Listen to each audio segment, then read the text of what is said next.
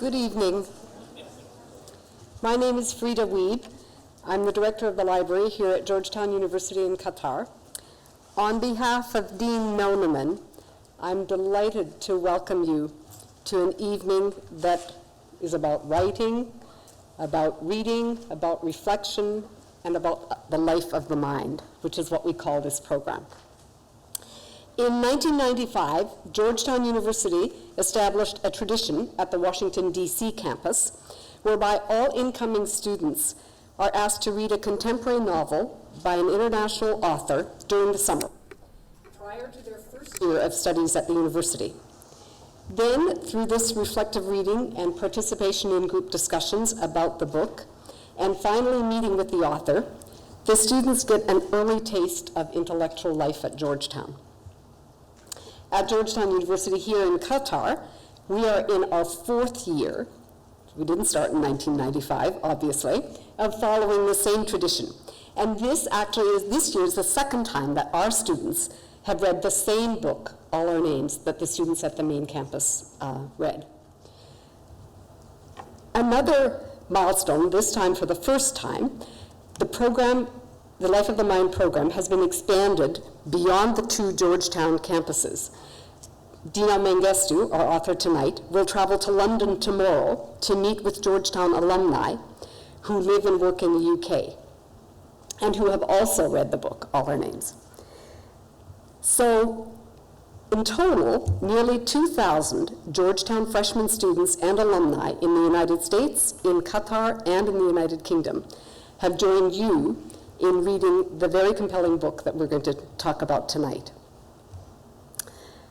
So, another tradition, and this is one that we established here in Qatar, is that we ask one of our students to introduce each of our guests. I'm very pleased to invite Obadiah Diab to the podium to introduce our guest author and speaker for this evening. Obadiah is a freshman student who, like all of his classmates, has read All Our Names as his first academic experience at Georgetown. Obadiah.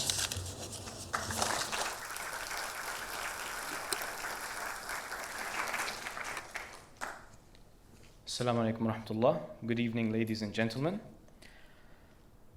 Referred to as an impressive portrait of compromised friendship in global politics by The Telegraph.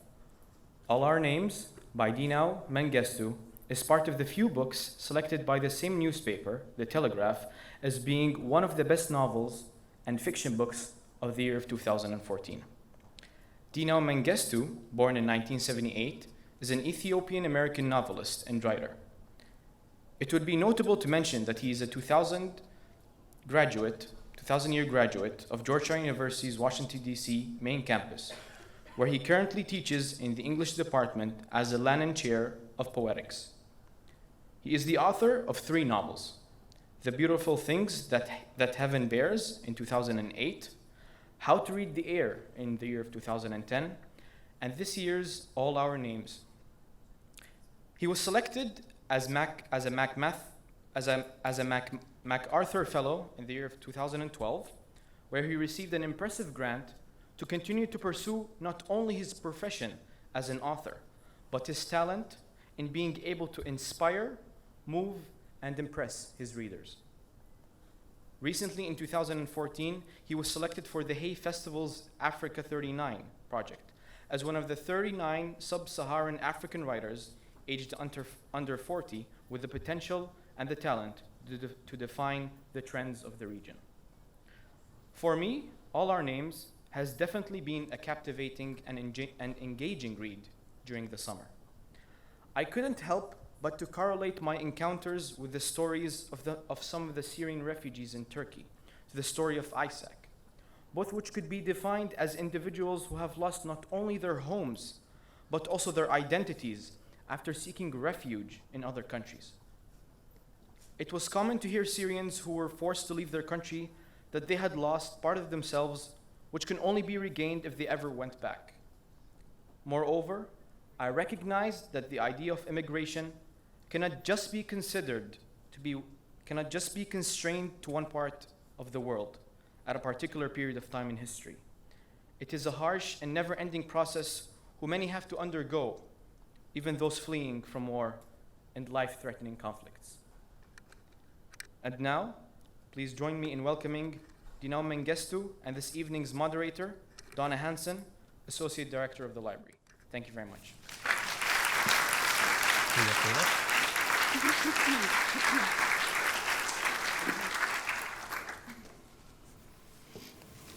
Ooh, what a wonderful crowd out here.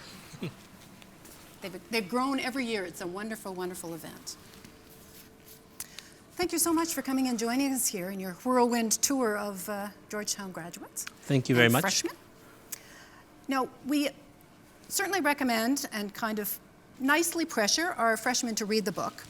We don't have that kind of control over the audience. So some of them have not had the chance to get the book and to read it. Could you give us a bit of a summary for the people who haven't had a chance to read the book Yes. yet? Well, I'll say that that remarkable introduction, I think, touches on what I think are sort of the essential concerns of a novel like this, and maybe literature in general, which is that it's an argument for a way of seeing, for a demand that we can engage with the realities beyond the limited context of our own lives and see our stories reflected in them, whether we're talking about Syrian refugees or African migrants, that somehow all of these storylines are deeply intertwined. And this novel is an attempt to, I think, replicate that idea. It's told from the point of view of two friends in Africa, in Kampala in the early 1970s, who are aspiring university students who come to Kampala hoping to do exactly what many of you are doing right now. And those dreams are thwarted by the sort of evolving political reality. And rather than becoming students, they end up becoming revolutionaries. And rather than picking up books, they end up picking up guns. And the second half of the story is told from the point of view of an American woman in the same time period in the early 1970s in a small town in the Midwest. And that storyline concerns an attempt of this woman trying to fall in love with a young man who comes from Africa and settles into this small community that has never seen anyone like this. And the idea of putting these two seemingly disparate storylines together was partly the product of a desire to want to show that what happens in Africa, what happens in other parts of the world is incredibly relevant and prescient to what happens in the United States.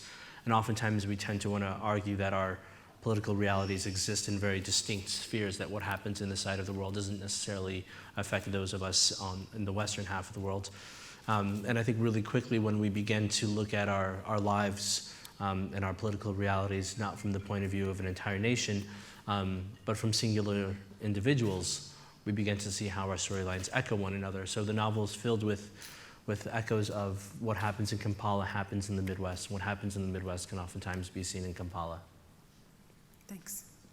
It's a book that really resonates with people here. If you look around the audience, the vast majority of us are here rebuilding, reinventing, building our lives in a country other than our home country. So we all kind of have that relationship to an individual that's having to rebuild. So it was a perfect choice for here. The title, All Our Names. Can you explain a little bit about that? Yes. It comes from, two different sources, I guess. The most basic idea being the characters in the novel are constantly shedding the names they've been given.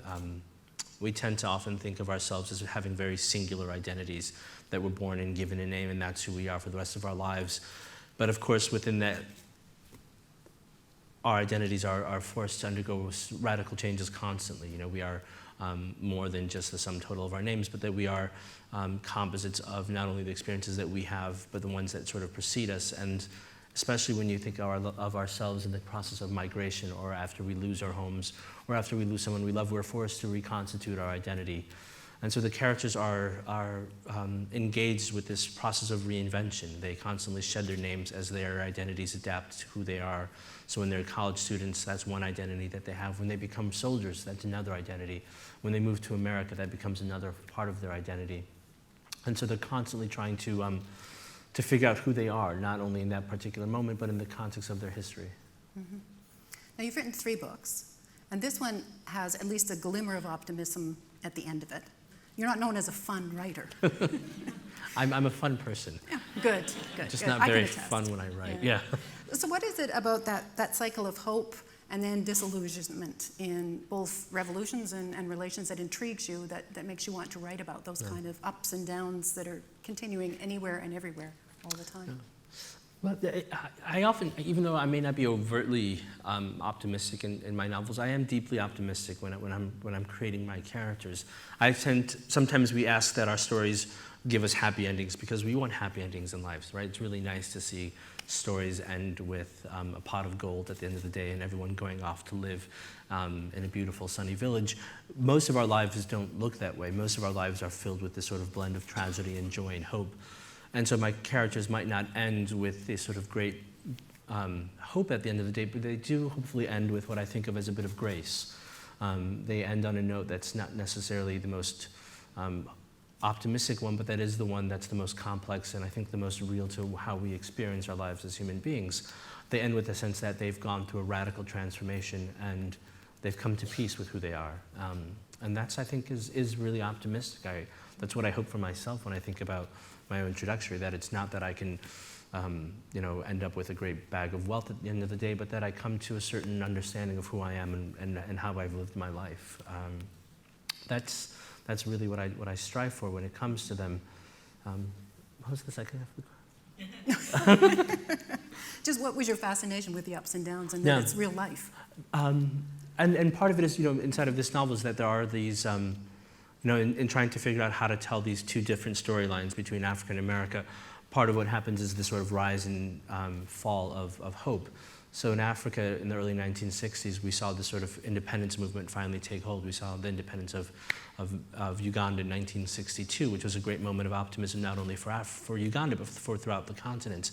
In 1963, we have the March on Washington, which is an enormous civil rights movement in our country's history. And suddenly we have this similar sense of hope and equality burgeoning in the United States.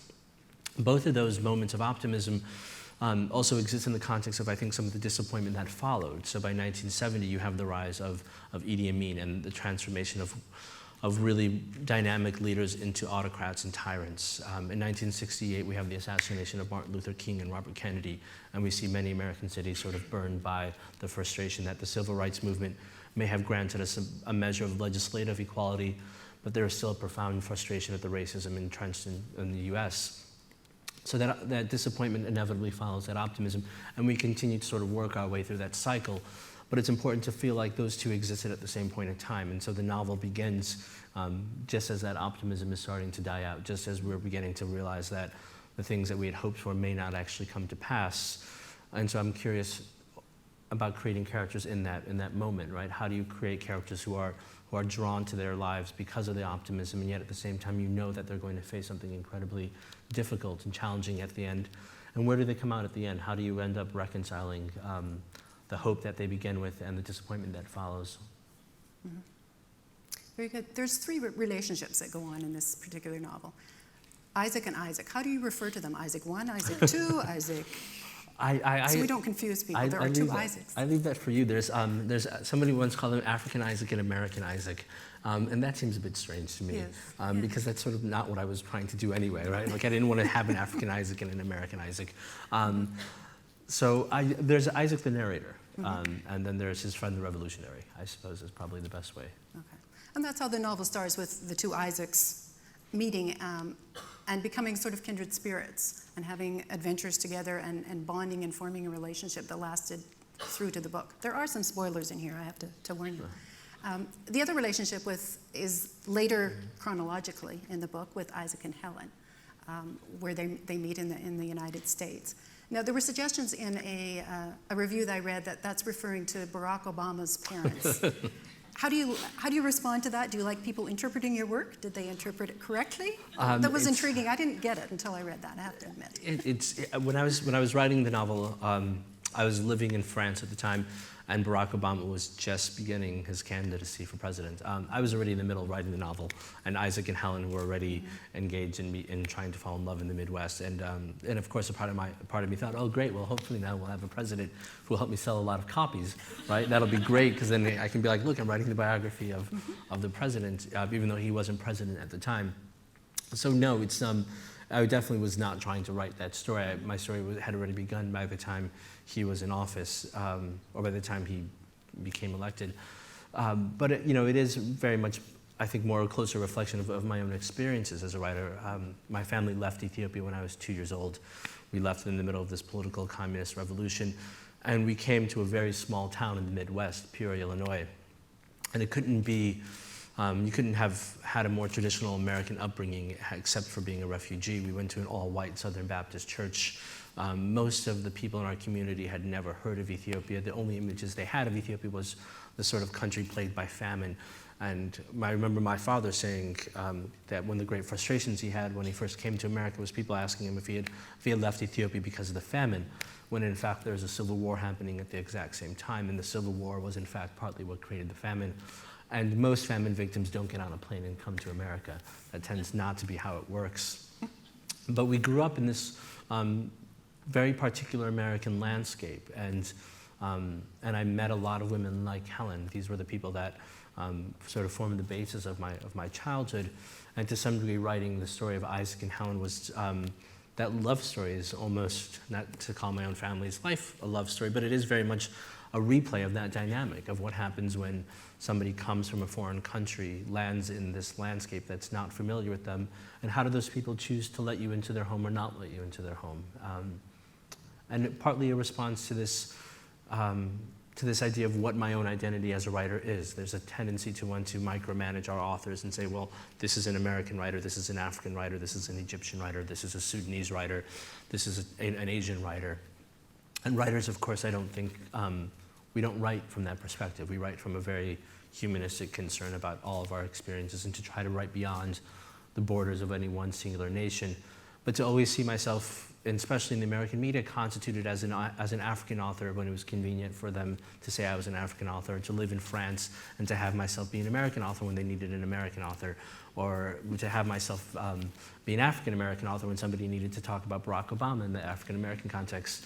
And you realize that all of these things are very sort of fluid, right? They're not real versions of who you are, and that I can write from the point of view of an American. And so writing from the storyline of Helen was one way of arguing that I'm an American author as well. I am an African author, and I can write from the point of view of two young men on an African campus.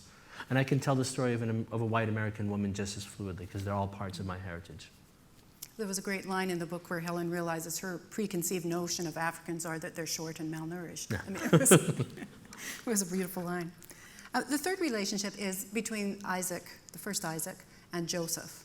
So Joseph is one of the warlords that the first Isaac kind of falls into that sphere of influence. And it was quite for me, that was the most complex and fluid and intriguing relationship, where who had the power, who was using who had the most to lose, who had the most to gain, and sort of like a little Jerry Springer, can a psychopathic killer find true love type thing. So can you comment on that? That was the relationship that just I would read and then I'd change my mind about them, and then I'd read and I'd change my mind again, and it was a very intriguing one.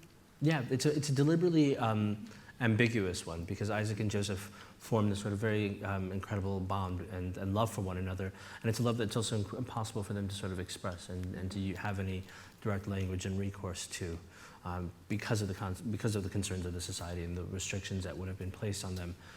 And at the same time, it's also, Joseph for me was an attempt to want to create a political leader who is capable of great violence, but at the same time begins with the idea of wanting to make his country into a better place.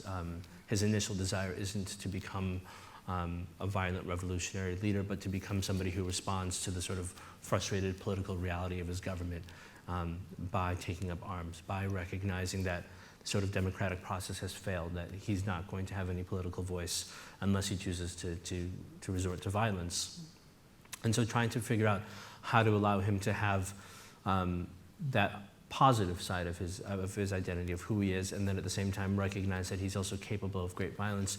To some degree that happens in that relationship with Isaac. You can see him both hopefully as a more full human being, because you can see him not just as a militant revolutionary leader, but as someone who is capable of profound empathy and love at the same time. And I drew him really closely from a colonel in the Congolese army who I'd met just before I began writing this novel, where I was in eastern Congo, where there's been a long-running just a series of revolutionary movements against the government and a lot of ongoing violence that hasn't found a way to end. And I was with this colonel who sat me down and wanted to tell me all the reasons why he was fighting and all the violence that was happening.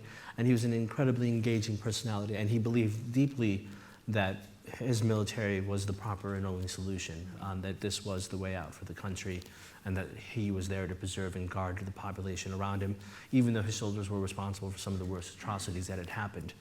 And trying to figure out how to portray that complexity, right? I don't want to create just another portrait of a tyrant or of a brutal rebel leader, when in fact you want to create a portrait of somebody who is capable of a certain level of brutality, but at the same time believes deeply in the reasons for why that brutality exists, and is still capable of the same human traits that we know we all are at the same time. Mm-hmm. And he does come across as a very sympathetic character in a strange way. Yeah.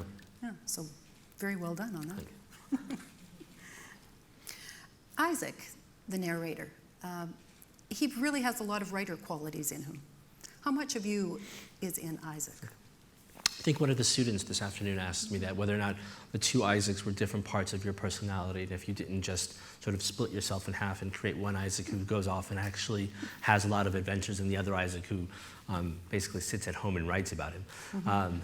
And that is sort of true. I think there is this sort of split. You wanted to, as a writer, most of what you really do is you observe the world. You're not always supposed to. You engage in it intellectually, and sometimes you engage in it in the abstract, versus the sort of Isaac character, the revolutionary who actually goes off into the world and is trying to actively make it a better place.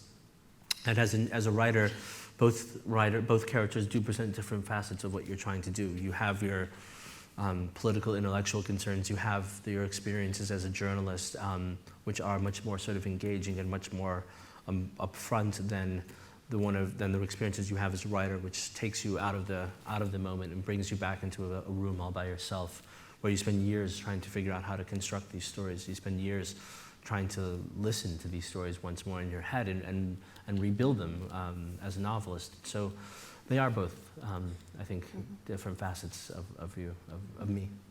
Do you know all his 13 names? I do, because in the... Can you share them? The character Isaac says that when he leaves his family's home in Ethiopia, he comes to Kampala and he sheds all the names that his family has given him, and that he had 13 names 13 names before then.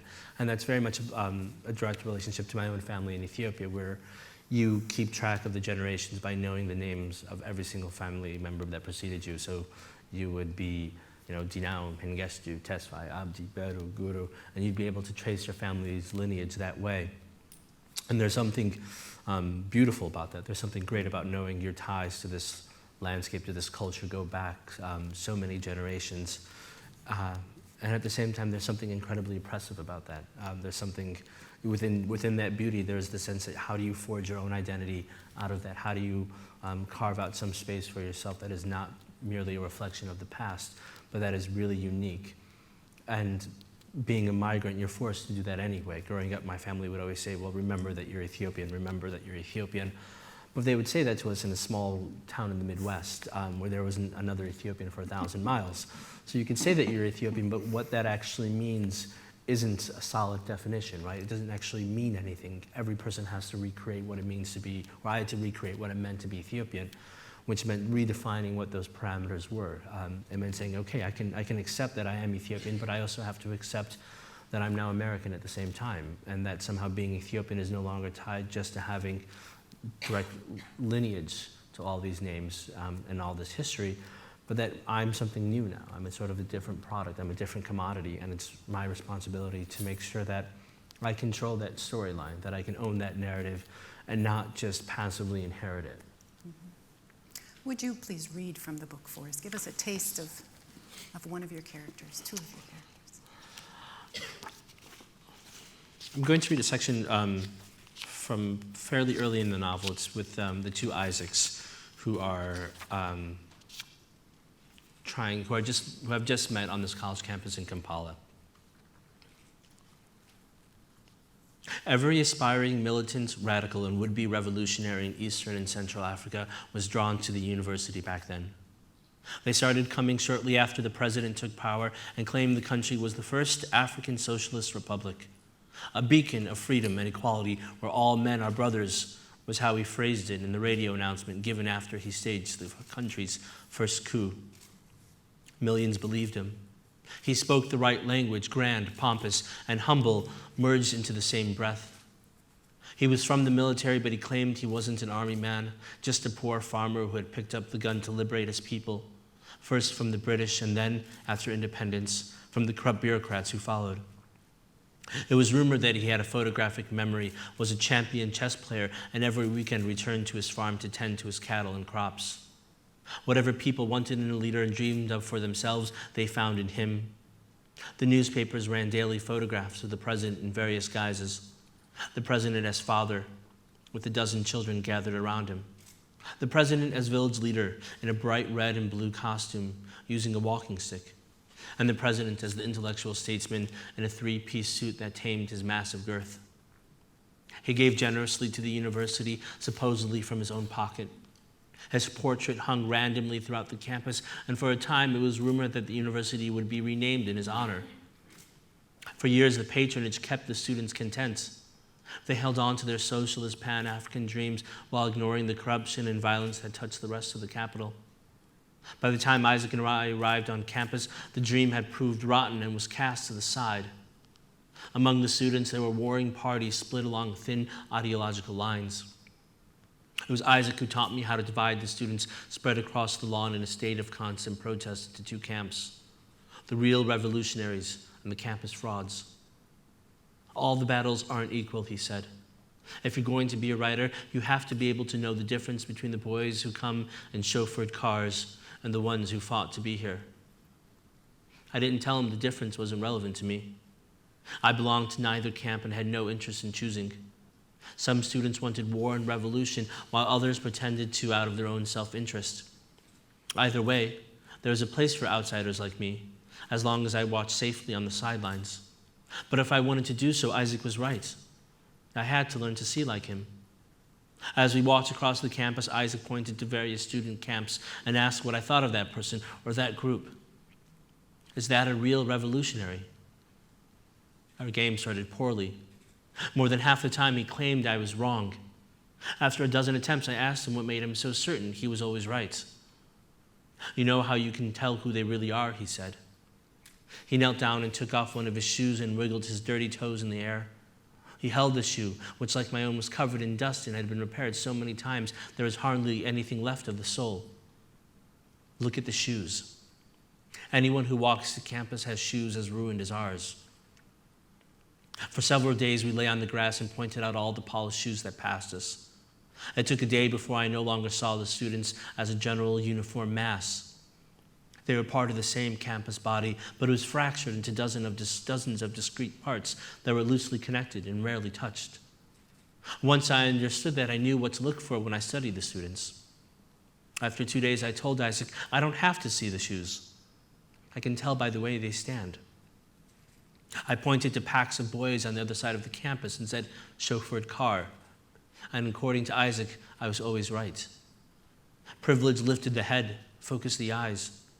I knew that before I came to the capital and assumed there were better rules at the university. After several days of watching, Isaac decided it was time to do more than point. We should introduce ourselves to them, he said. He didn't bother to explain why. He stood up, and as he walked away from the corner of the campus that I had begun to think of as ours, he turned back to say, "This won't take long." Isaac had taught me how to notice, but not watch. As he drew close to a group of 3 handsomely dressed boys standing almost within earshot of us, I briefly turned away, both embarrassed and afraid of what would happen next. When I looked up, he was already on his way back to me. "What did you say to them?" I asked him. "Nothing," he said. "Then why are they staring at you?" Maybe they didn't understand my question, which was, I asked them if they had enough room in their father's cars for all of us. The only students on campus we admired were the ones who, like us, failed to hide the not-so-subtle marks of poverty. When I wasn't with Isaac, I made a careful study of how they held their heads, if they looked down before speaking, and if close enough, what they said when what their voices sounded like when they spoke. Isaac had other campus heroes as well. Of all the would-be revolutionaries, there was one group he never mocked. They were from Rhodesia. Independence was still years away. No one on campus had a more powerful cause, which took the form of a single white banner unfurled each morning that read, "Africa is not free until we all are." Isaac had introduced himself to them when I was not around to see it. "They're from Rhodesia," he told me, "but don't use that word at them. If you say Rhodesia, they'll tell you no such place exists. One boy told me if I wanted to find Rhodesia, I'd have to live inside of a white man's head. I like them, but they don't trust anyone." The real star of the campus for Isaac and many others, however, was virtually invisible. He was supposed to be tall, young, handsome, and well-read, and wore only olive green pants and shirts. Isaac claimed to have seen him from afar as he was leaving the campus. He said he was certain he was either Congolese or Rwandan. "He's tall and serious like a Rwandan," he said, "but to the Congolese who know how to fight." There was an article in the campus newspaper with the outline of a head and a series of quotes from students who claimed he was a myth. The next week, messages were written in black marker began to appear on the buildings and supposedly in the classrooms as well. The most famous of them, which every student knew by heart, read simply, "Marx was a great man, and now he's dead. Lenin was a great man, and now he's dead. I have to admit, I'm not feeling so well myself." The day after that message appeared, Isaac and I scoured the campus in search of others. We found 6 more that day, 5 the next. On the 3rd, every message had been painted over and replaced with a handwritten poster that said, "It is a crime against the country to deface our university walls." "Soon," Isaac said, "everything will be a crime against the country." "I'm sorry," I told him, "but it's already a crime to say that." He held out his arms to be arrested. "We should start practicing for this," he said. The following Monday, Isaac arrived on campus with a dozen flyers he had made using stolen papers and markers. When I asked him where the paper came from, he clasped my shoulder and said, "Sometimes revolutionaries have to take what they need. Some take food and guns. I take paper." We christened that afternoon the start of our paper revolution. "Our first act of war," Isaac said, "is to hang these up where everyone can see them." The flyers contained a new list of crimes against the country. "Why should they be the only ones who get to say stupid things?" Isaac said. That first flyer listed 4. "It is a crime against the country to fail to report any crimes committed against the country. It is a crime against the country not to know what is a crime against the country. It is a crime against the country to ask what is a crime against the country. It is a crime against the country to think or say there are too many crimes against the country." Isaac watched as I read and admired his work. "I'm no poet," he said, "just a poor comedian." "We need one more," I said. I wrote the 5th and final crime on each of the flyers before showing it to him. "It is a crime against the country to read this." He put his arm around my shoulder and kissed the top of my head. "Together," he said, "we're remarkable." We waited for midday when the university shut down until the hottest parts of the afternoon had passed, and then quickly posted the flyers on the entrance to the main building. Isaac signed each one after we had taped it to the door. "The paper revolution has begun." Over the course of that afternoon, we stood outside of every building. Isaac right next to the doors, me a few feet behind him. It was better than we hoped. A small rotating crowd of students hovered around each entrance. At one point, someone tried to take one of the flyers down, but he was quickly pushed to the back of the crowd. The next morning, when we returned to campus, the flyers and the paper revolution were all the students could talk about. Great, thank you. That was one of my favorite parts, the crimes against the country.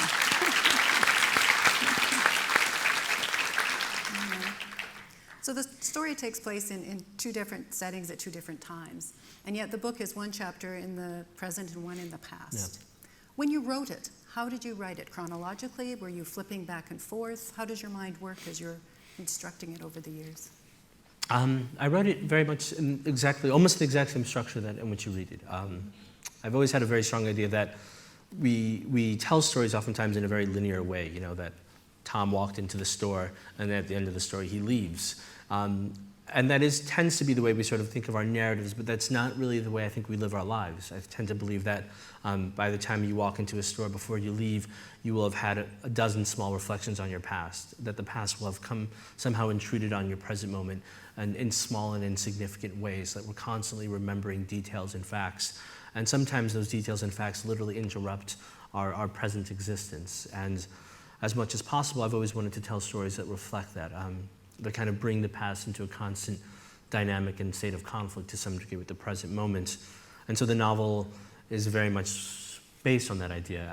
And once I began telling the story of Isaac on the campus, I realized that there was another story that needed to exist, which was of him in America. And that dynamic quickly became a conversation. So when Isaac would have his chapter, really quickly I felt like I needed to know what Helen was going to say about it. And to some degree, you can see the storylines echo one another. There's ways in which they're happening in very different worlds, of course. There couldn't be a more radical break between Kampala and the small town of Laurel in the Midwest.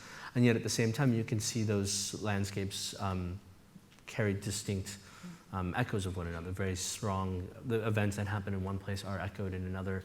And that was never planned deliberately, but I think it becomes a product of the characters themselves. You know, like when you begin to invest yourselves in them, they find ways of conversing across borders. Mm-hmm. So they take over. Well, they communicate. They talk to one another in a way that you hope we all do in real life to some degree. Mm-hmm. Good. Now, you were living in France when you wrote this book. So writing a book about America and Africa and not being in either, how did that influence your writing? Help or hinder? No. To some degree, it probably made it more necessary to do it this way. While living in France, you felt like very much like you were in the middle of these two, again, seemingly distinct or disparate landscapes. I was able to occupy America and Africa to an equal degree, and to some degree, being in France allowed me to kind of escape a certain myopic perspective of that can happen in America, that can happen in living in New York. There's this argument that American writers tend to sort of we tend to lean towards less political narratives in our stories. We like our novels and our literature to sometimes be void of politics, because we think of politics as in very limited terms. We think of it as a lowercase p, you know, as the difference between a Democrat and a Republican. But when you sort of expand that idea of politics as being the conditions in which we all live in at any given present moment, then politics are inevitably tied to what the novel is supposed to do. Living in France and spending a lot of time traveling outside of America and through Europe and through North Africa, I began to see like many writers were deeply engaged with the world around them. There was a sense in which, as a writer, you were not supposed to sit passively on the sidelines, but you were supposed to engage. Not, again, with the sort of context of liberal versus conservative or right versus left, but with the ways in which the political realities define our existence as human beings, and that we are sort of shaped by them and we have to understand them. So being in France kind of propelled me to engage with that reality a little bit more than I had been comfortable in the past. Oftentimes in the past, I was concerned about creating really beautiful sentences and characters who lived in not apolitical worlds, but in worlds that were defined more by the language in which I wrote. And now living in France made me think, okay, now it's actually time to engage a little bit more directly and to see how the politics actually is as central to the characters as any other facet of their existence, and to see how they become and react to their environment as political agents.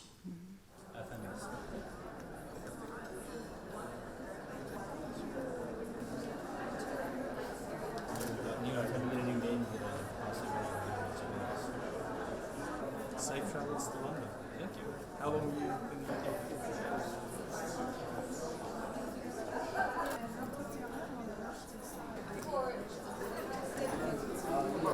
Yeah, many things. I have a little complaint. Your brothers and sisters?